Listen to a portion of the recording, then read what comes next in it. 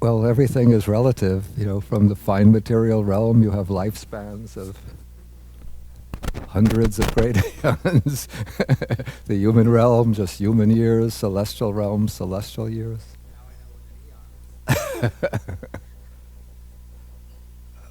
Okay, so this is the question and answer session. I see that a question has materialized on the table. I was wondering if you can explain what happens to the fetus or baby when the mother does wholesome or unwholesome deeds. Does it matter during which trimester?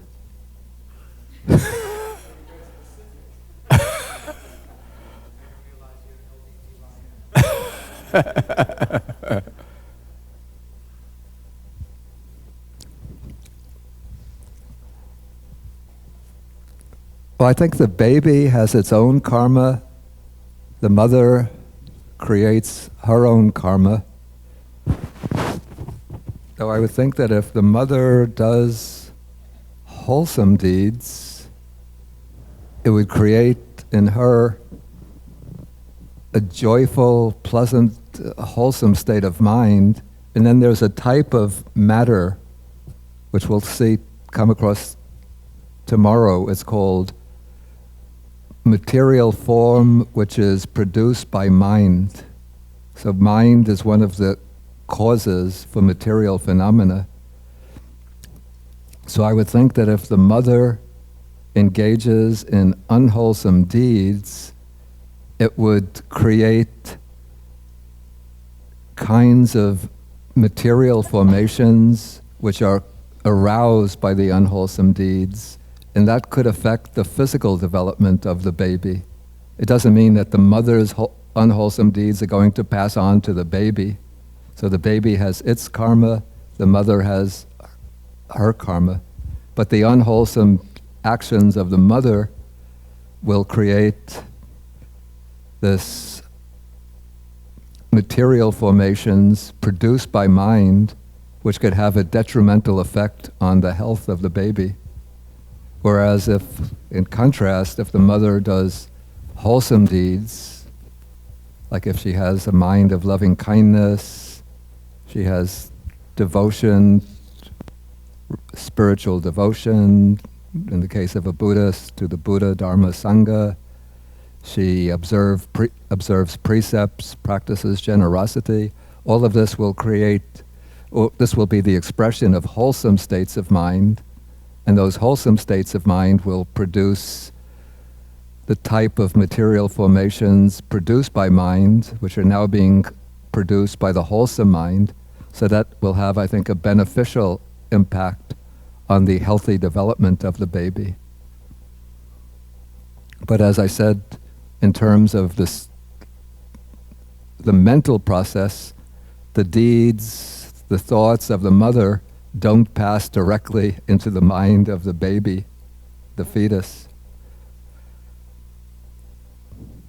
That's my understanding, but please bear in mind I'm neither would this be a gynecologist, or a obstetrician, or a child psychologist. So, any other questions? Or shall we call it an evening? Okay, Shanshan and then Ming. Thank you, Bhante. Actually, I had this question for a while, but since you mentioned, I guess the psychology of the baby, so I'm just wondering what happens when we are having dreams, because I remember from the text that when we are in deep sleep, we have the bhavanga that's continuing, the stream of consciousness. Yeah. But so what happens in dreams, and also, maybe in other, altered states of consciousness, such as hypnosis, you name it, such as hypnosis, like when you're hypnotized. Oh, hypnosis. Right. So, yeah. The Buddha's Thank you. text and the Abhidhamma doesn't really say very much about dreams at all, let alone states of hypnosis. No, this isn't humorous, it's just a fact. So my guess is that what's happening in dreams, okay, these will be, in terms of cognitive process, they have to be manodvara chitta vittis, that mind or cognitive processes, because the senses in sleep, generally the senses are not operating. If they do, sometimes one might just see something or hear something, then it feeds into the mind and then generates things in the dreams. But the dreams are the product of the mind consciousness. And so within the mind consciousness, the processes that take place in the dreams, one would not be, responsible. If the point of the question is one responsible for the karma that one does for the actions one does in the dreams? Is one karmically responsible? The answer is no. Like in a dream, if one sees oneself shooting a gun and killing somebody, one doesn't become responsible for killing. And so there's no karmic responsibility based on what takes place in dreams. So the dreams would probably be manifestations of desires, wishes, thoughts that weren't able to come to expression during one's waking life. And so they manifest in the form of dreams. I said that Ming has the next question. Then your name? You're Tracy. I see. Okay. I'd like to ask the page 227 and the guide to section 40. And that place describe all the rebirths from the immaterial world and fine material world. Wait, let me... My first question is that eventually the being from immaterial world or fine material world will get back to sensory world from what there will go? Wait, ask the question again, because I was looking for my glasses when you were... Okay, I'm looking for the page 227. Yeah, I have that page now. And I'm asking Pandi if the immaterial world being or fine material world being eventually they will get back to sensory world. Is that true? Right. Thank you. That's my first question. Then the second question. Yeah, they'll come back to the sensory world, except that it's possible for the beings in the fine material realm to hear the Dhamma from the Buddha. Like in the first sermon, a lot of the devas or deities from the fine material realm, they say were present when the Buddha gave his first sermon, and they heard the teaching, and many of them became stream enterers. Okay. And so while remaining in the fine material realm, they would have continued to progress and then achieve liberation from the fine material realm without coming back to the sense sphere realm. Oh, thank you. And then another thing is, if it's from the fine material world, then when they get back to the sensory world, it may be two root, not three root. Basically say, when they get back to sensory world, for that lifetime, they can't get to jhana. They can't get to jhana because from the sensory world you get to jhana, you have to have three root. Yeah. Wow. Yeah, but it says that when the beings come, when they pass away from the fine material realm and they come back to the sense sphere realm, they can have either two roots or three roots. And I think the general tendency would be for them to come back with three roots, because I think that there would still be the impression of the jhana consciousness. And so that would tend to give them three roots, unless they had like a strong wrong view when they were living in the fine material realm. Yeah, So- they get to the jhana, to that place, and then they back to here. Yeah. Somebody can't get any, not even get to jhana at all. No. If they come back with 3 roots, Yes, then they can understand. achieve the Yes, jhanas I again. understand, yeah, If but- they are reborn with 2 roots, then they can't attain the jhana Yeah, thank you. in that life. But of course, if they do meritorious deeds and create wholesome karma, they can be reborn with 3 wholesome roots in the sense sphere realm. Then they can practice and achieve the jhanas and then take rebirth again Thank in the fine material realm. Oh, thank you. Okay, Tracy? Thank you, Bande. Actually, my questions follow up with Shanshan's question. Yeah. When I start to learn Buddhism, this is always my question too regarding the dream. Regarding the dream, Yeah, what yeah. type of consciousness in there? So what if, that's my personal experience. Sometimes, not all the time, sometimes when I dream, I will be able to see a kind of like something happen in the future will come up. Mm. So how do you explain? I see.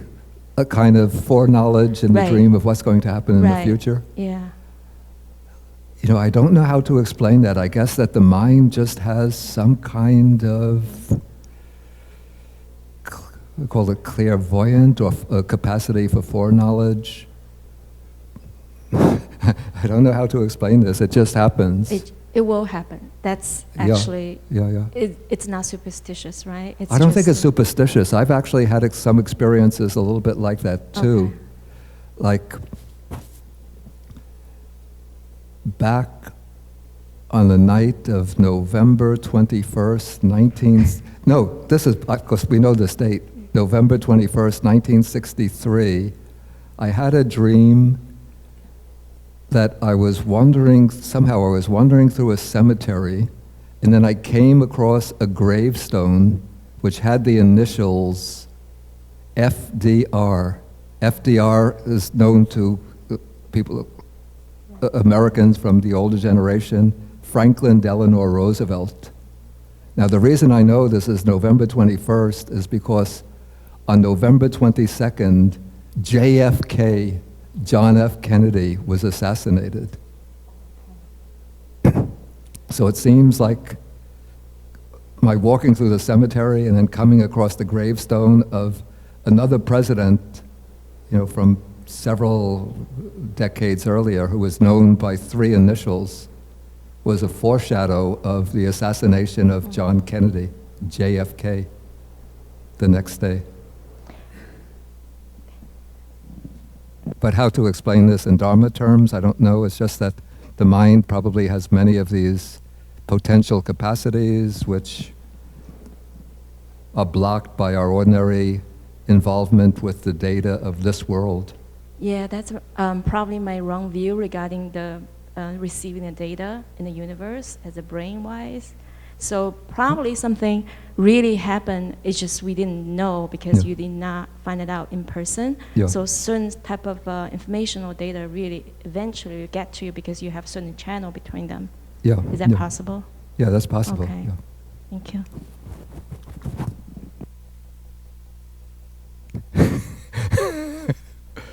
Okay, Ying and Tom. Thank you, Bande. My question is not that serious. Okay. Not that serious. No, it's funny. Okay, so I on like. page 223, Yeah. the last paragraph starts from the middle of this paragraph. In the case of sense sphere rebirth linking, when the Wait, object... page 223. Right, 223, the last paragraph. When the object is a sign of karma or a sign of destiny, perceived at any of the 6 doors. So my I'm question not is, sure that I'm on the same page as you are. 223, this new version. Yes, 33 objects of sense sphere rebirth consciousness. Oh, the pagination is a little bit different. Yeah. Okay, in the case of a sense via rebirth linking, is that it? Yes, yes. Okay, in my edition, it comes out on page 224. Okay. My question is, I don't have problem to understand that a sign of karma or sign of destiny Yeah. can be perceived by eye doors or ear doors. How can those signs be perceived by nose door, tongue door, or body door? I would assume that's pretty rare, but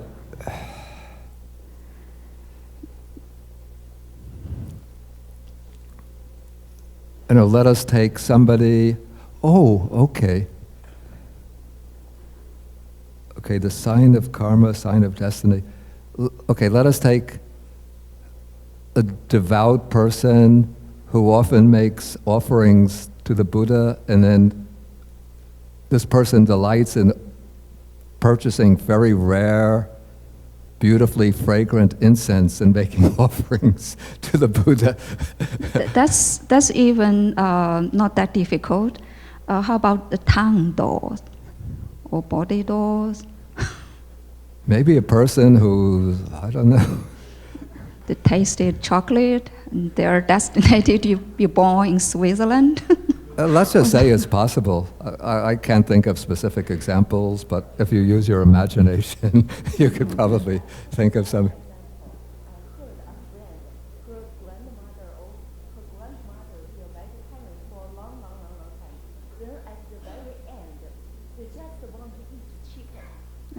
No. I don't think that counts. Okay, that might lead to another question. I can ask this question. So on page 221, that's the karma and the sign of karma and the sign of destiny. Yeah.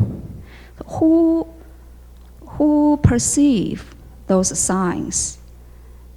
The person who is dying, who is bound to die? Yeah. Not others, right? No, only the Okay. person who's about to die. Okay, if that person claims that he saw some sign of grand mansion or something, but later he was revived and came back to the world, but that's not a sign of destiny, right? Or sign of karma. I think it's probably possible that a person will go into the death process and then the sign will start to appear so that as if the person is going to die, and so the sign of destiny appears, but if they, other people provide emergency medical aid, or there can perhaps come some kind of spontaneous recovery, and so the person doesn't actually die.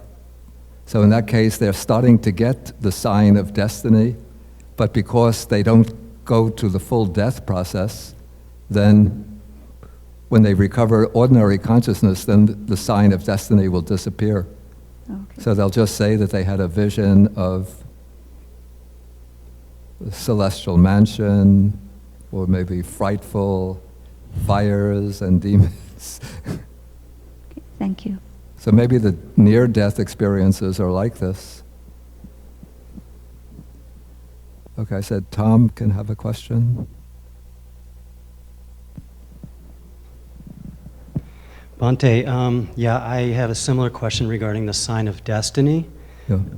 So the object arises from the death consciousness and is presented to the jhavanas. It seems to me that there's a lot of room for interpretation and misinterpretation by the individual. On the other hand, since the object does arise from the individual's own consciousness, I could see how the object could take on a form that the individual would recognize, that's familiar, which might suggest imagination. So I was wondering if you had any thoughts. I mean, how to distinguish a real, sign of destiny from just something that the person is imagining? Is there a difference? Well, maybe state the question again, perhaps? I didn't quite The catch sign it. of destiny, Okay. does it arise from one's own consciousness and take on qualities or a form that is familiar Yeah. to the individual, depending on, you know, their conditioning through their life? Mm. So I guess my question is this a concrete, definite sign, or could it be created by an individual's imagination, which is a meaningful I mean, it's to them? possible that a person who's seriously ill, maybe feverish, will have hallucinations, visions, and in that case, those will be just imaginary, hallucinatory visions, not the actual sign of destiny. So that would be an exception. Yeah, the text isn't saying that every vision that appears to a person who's on the verge of death is the sign of destiny. What it's saying is that when the person is on the verge of death, one of the possible objects that will appear to him to become the object of the last javana process is the sign of destiny. But there can be, as a person is critically ill and approaching death, visions that are mental images that arise from the person's previous experience, from their unconscious, from their imagination. But that is not, if it's just from the imagination, then it's not the sign of destiny.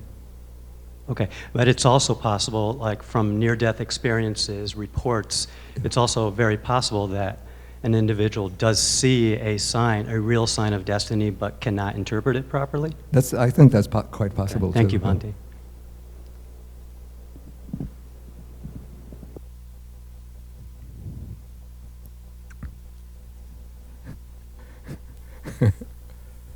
Okay, Mr. Myint. Wait, please take the microphone. Pandey, I just want to know how far that nutrition in the lifespan of a human being influence on his mind.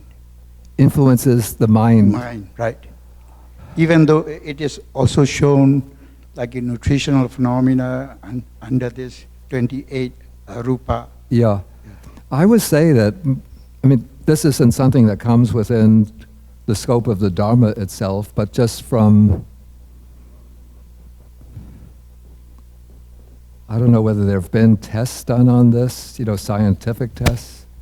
Maybe I don't really have the expertise to answer this, but it just seems to me that, well, it's a question of what comes first, the chicken or the egg. But I would say that a person who has a kind of peaceful, non-violent, compassionate mind would be, for example, less inclined to eat meat or to enjoy eating meat. Whereas a person who has like a voracious appetite for meat would tend to have a more violent character.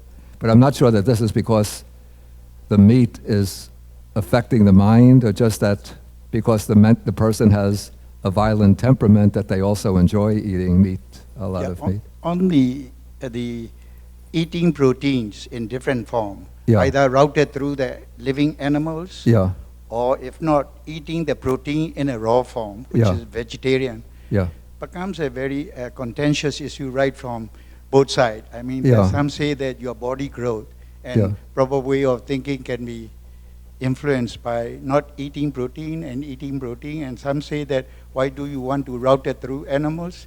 You can eat protein directly. So Yeah. that Yeah. aspect has been going on in our yeah, I know, yeah. So that's why I asked this question. Yeah.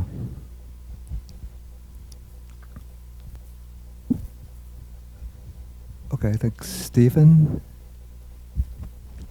Bhante, thank you. I have two rupa questions. Two rupa questions. Yeah. One is about space as a rupa, and one is Yeah. rupa as a paramatta dhamma. Yeah. Because I think I understand correctly that in, say, Sarvastivada and Abhidhamma, space is actually considered an unconditioned Yeah. dharma, Yeah. which I sort of maybe take to mean that if there's nothing, if there's a void, Yeah. how how could that void in itself sort of arise and pass away? How could it arise and pass away? So is that maybe why that? But I guess the other half of the question is, in this system, where space is considered a rupa, does that mean that what's being looked at is the conditional space that arises between objects on occasion and then sort of disappears when those objects change configuration? Yeah, exactly. Okay. Yeah. And the other question about rupa, are we to understand that when rupa is said to be an ultimate dharma, that it exists outside of our perception of it? In other words, to avoid sort of a solipsistic view of the world where it's all mind. Is this then telling us that, in fact, rupa is rupa, and it doesn't really matter if we're knowing it or not? I think that pretty much that is the case, that rupa itself is not dependent upon the cognition of rupa, even though it seems a little, to myself coming from the background of the history of Western philosophy, it seems a little bit strange to me to be counting visible form, sound, odor, let's just keep to these three, as rupas which are independent of mind and which impinge on the sense faculties, because form, visible forms as we see it, colors, are dependent upon this human eye and the human nervous system, the ocular nerve, the way the rods and cones, the way we process light waves. And yet it's said that visible form is an objective datum which strikes upon the eye. Similarly, sounds are really just vibrations of the air, which are initiated by either by a voice or by some purely material phenomena which sets up some vibrational current. And then that vibration through the ear strikes on the eardrum, and it gives rise to the perception of a sound. And also odors are like molecules, and then those molecules, through their molecular structure, strike the nose, and that gives rise to a smell, a fragrance. And so the sense objects that we apprehend are dependent upon our sense faculties. So they don't seem to have, the sense objects themselves don't seem to have an objective existence independent of the human sensory apparatus, the human nervous system, the brain, which processes the data and turns them into the sense data that we say that we perceive. Would that mean to say then a rupa wouldn't exist unless we knew it? I wouldn't say that. I would say that the rupa exists in a different form than the way we actually perceive it. Like colors will exist as light waves, but then when the light waves of a certain frequency impinge upon our eye, and then that impact on the eye is transmitted through the ocular nerve and the rest of the nervous system to the brain, then it becomes perceived as a colored shape. But what is actually there are light waves of a particular frequency. And similarly, sound waves are just like waves of the air, which are striking on the waves of the air, A-I-R, which are striking on the ear, E-A-R. Thank you. Wow, suddenly that question seems to have ignited a wave of, okay, Ed and see you. Oh goodness, I hate to interrupt the flow, but I'm going to go back, make a little whirlpool and go back a second. I don't really have a question, it's more like a comment, because, a contribution maybe, because some people were talking about near-death experiences and signs of destiny. There was a very well-known researcher at the University of Virginia by the name of Dr. Ian Stevenson. Yeah, I've met him, Yeah, well, as you probably know, he's a very, very careful man. And I've read a number of his case reports, or at least abstracts of them. Yeah. And he studied, among other things, near-death experiences. Yeah. And it was very common, well, near-death how? In a hospital, they had a cardiac arrest and they had to be resuscitated. So. Yeah. This is not somebody in a bed and say, I had a near-death experience or a vision or something like that. It's a real near-death experience. And there was a very frequent, let me call it sign, I didn't think of it in those terms when I read the things, but which is the receding light, very, very common. But he's also had something that you mentioned, Bhante, and I remember one specific report of a woman who had a near-death experience as a part of a cardiac arrest while she was still in her hospital room, not an operating suite, and she had a vision, as you said, standing up, or no, floating in the ceiling, watching all this activity below her. That she was absolutely maybe equanimous about the whole thing would be the best way to describe it, and they resuscitated her, and she could report what was going on outside the window of her room at the same time. Very, very interesting stuff, and it may well take this some relevance to the sign of karma discussions. Thank you very much. Yes. Yeah. Dr. Ian Stevenson, he used to come to Sri Lanka regularly to visit, to check out cases, like what he specialized in doing. There would be cases of children who, when they gain the ability to speak, they tell their parents that you are not my only parents, but I also have some other parents who are living in such and such a town or such and such a village, and they will describe, the house in which they lived, what their parents were like, how many children are in the family, and also the circumstances of their death in the last life. And usually it's when children have that recollection of a past life, usually they died early in life, in childhood or as teenagers. And so Dr. Stevenson would come to Sri Lanka to check out those cases. And then when he would come, he would usually visit the forest hermitage, because I was living with the elder German monk, Venerable Nyanaponika Thera. So he would come to visit Venerable Nyanaponika, and they would chat. Then I remember asking him, like, how many of your colleagues share your interest in this phenomena? And he said that, like, the materialistic bias and the university medical faculties is very, very strong. But recently I heard that there's somebody, I think now also at the University of Virginia, who's continuing the work of Dr. Stevenson. Yeah, and one of the types of cases that he investigated, which is very interesting, would be cases where a child who is born with a birthmark of a particular kind, and the child recollects the previous life, and in these cases, the person in the previous life had been either stabbed or injured or bound by ropes in that place where the birthmark appears. Like if the child is born with like a scar perhaps on, say, the right side of the belly, then he has the memory of his past life, and in that life he remembers dying when somebody stabbed him in the belly.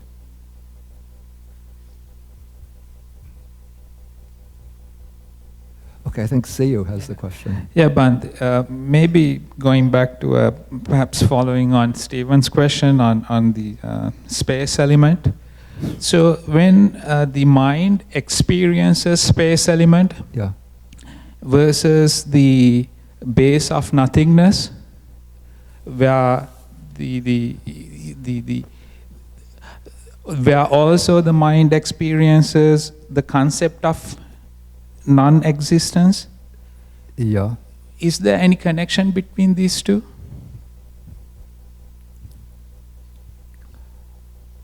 I thought you were going to ask whether there's any connection between the space as one of the rupa dhammas and the base of infinite space, not the base. No, actually, I was so the space element. The way I understood was it's lack of anything else. Yeah. And the mind experiences it, I assume, as lack of anything else. Oh, I see the point. And then the base of nothingness also is an experience of. I see. In Pali it said.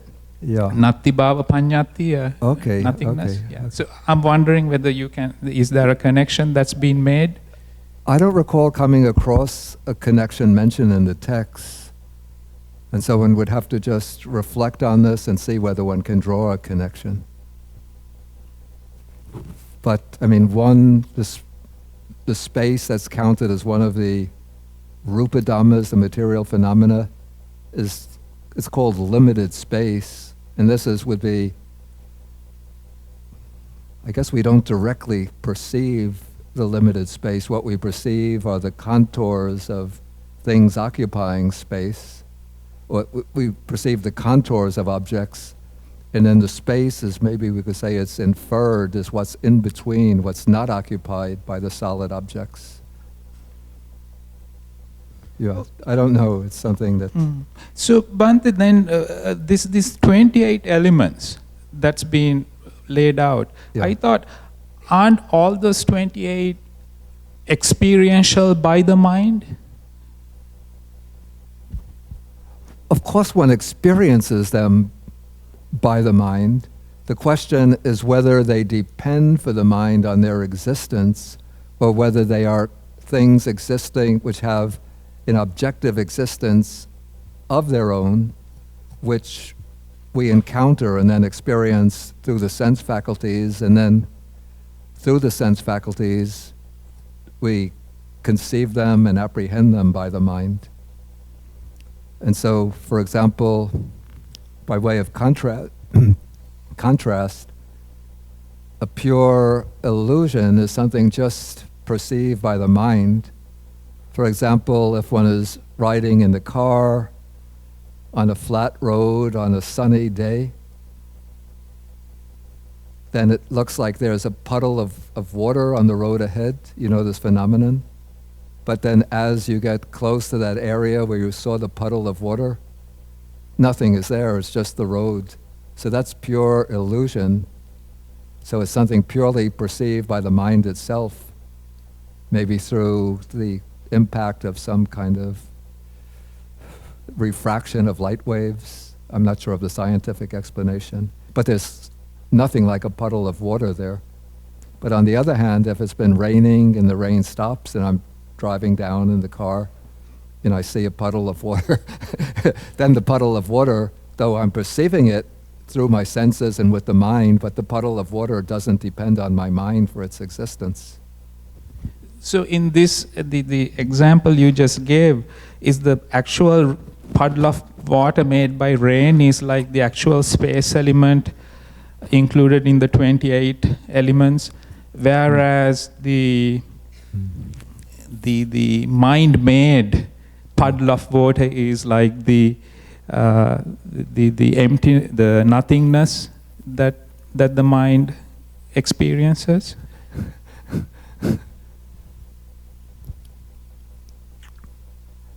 I don't think I would quite say that, because one is focusing upon an aspect of, this would be, I think, the base of infinite consciousness. One is focusing upon an actual aspect of it, which is what I call the unobstructedness, or the sense of there being nothing there.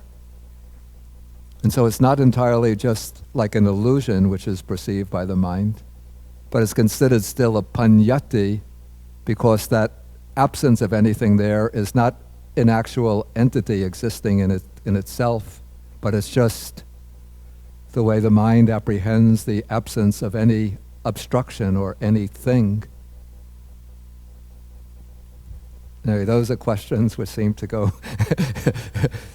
if I don't know if the Buddha would entertain questions like that, but he would say, bhikkhu, the holy life doesn't depend on whether the space in the cup is the same as the base of nothingness or not. Any more questions? Wait, take the microphone. Hi, Bhante. It's really not a question. The concept of Patavi, Apo, Tejo, Vayu, solidity, liquidity. Yeah. I think you have to hold. Yeah. Okay. Sorry. Thanks. Solidity, liquidity, heat, and air. Rather. That used to, as children, when we were learning this, we should pretty much disagree. And as I think even children today, not children, even young people would disagree, because you learn about all the different types of matter and energy. And here comes a whole book which says there are only four things: solidity, liquidity, and air and fire. So we used to always, feel a little. I mean, we used to in fact think this is a stupid book. Sort of, that why should we learn this? But later I have been speaking to some other monks too. You see, he had explained it that this is, which is really true, that this is in reference to what happened 2,600 years ago when the Buddha was teaching to the public, not to scientists. And the only material that time they knew was solids, the liquids, and this was empty. They didn't know that there was any air in there either. And they knew, they felt the wind, and they can see the fire. So this would technically cover all of matter and energy, because that is all matter and energy they knew at that time, 2,600 years ago. I think this is there in other Indian literature too, I suppose, to some extent. So anyway, looking at it from that point of view, Patavi, Apo, Tejo, Vayu, Akasa, Vijnana, that forms all of matter and energy, probably in my mind, to the entire universe. So that plus, of course, Rupa, Vedana, Sanya, Sanskara, Vijnana, and that's what we are. So now as an adult, and after hearing it from this perspective, I begin to realize that this is this is something that I can agree with. Well, actually, taking the four material elements, three of them are just basically the three states of matter: solidity, liquidity or fluidity, and gas, a gaseous nature.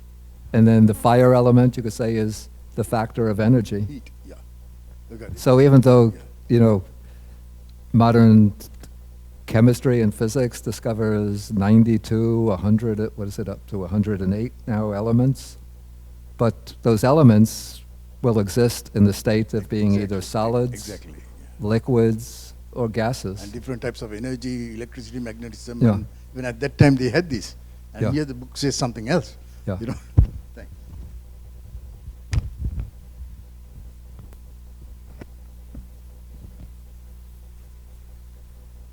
Any further questions? Okay. Just segue into what Robbie was saying. When we relate to the four elements, there is a meditation, right, on the based on the four elements. Exactly. Yeah. So seeing things as they are is kind of more of a Vipassanic kind of element. So, what are sort of it's just feeling in the body the elements? Is that how the meditation is it more of a contemplative kind of practice that you see? Okay, I feel the earth element first, then I feel the air element, fire element in the body. Is that sort of how it's practiced in general? In fact, really, like the four elements, which are singled out and emphasized by Buddhism, the main sort of function in which they enter into the Buddha's teaching is not to give a scientific account of the world, but rather, as I said earlier, it's like it provides the framework for contemplative practices.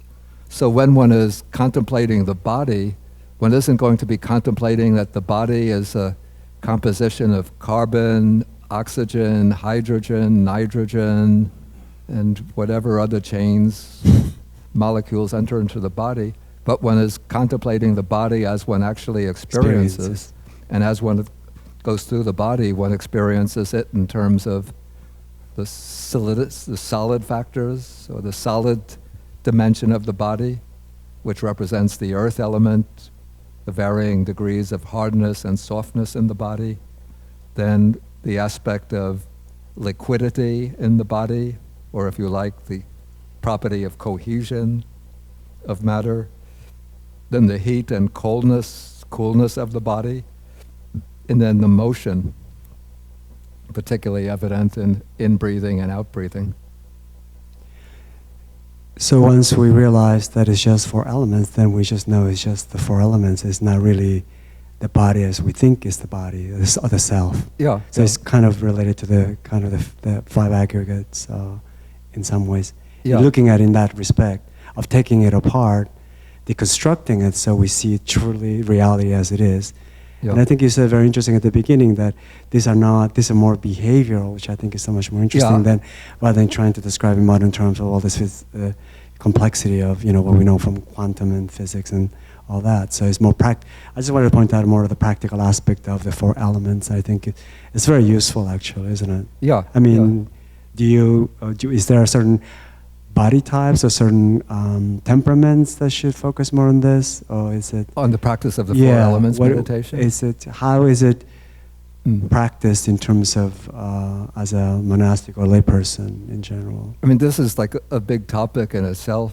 In fact, just a synopsis of your own experience and advice that we can take away at home and say, I want to try the 4 element meditation. On Saturday, since I'm going through now the sutta. This is Majjhima Nikaya number 119, and I think this coming Saturday, we're coming to the section on the 4 elements, so I'll explain the 4 elements meditation on Saturday. So that would be the more appropriate occasion. Yeah. Yeah.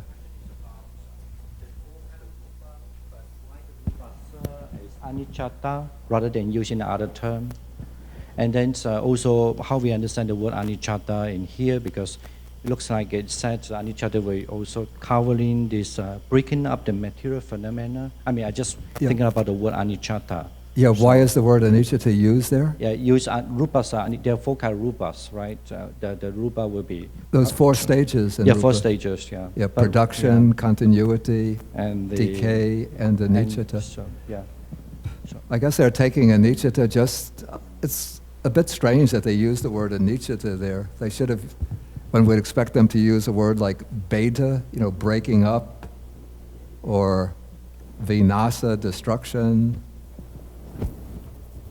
I don't know, it's a bit strange that they choose the word anicca, especially, they make it the abstract noun, anicca. But again, it just highlights the fact that the rupa is impermanent. But why they should have used that word, it doesn't seem to fit with the other 3 very neatly.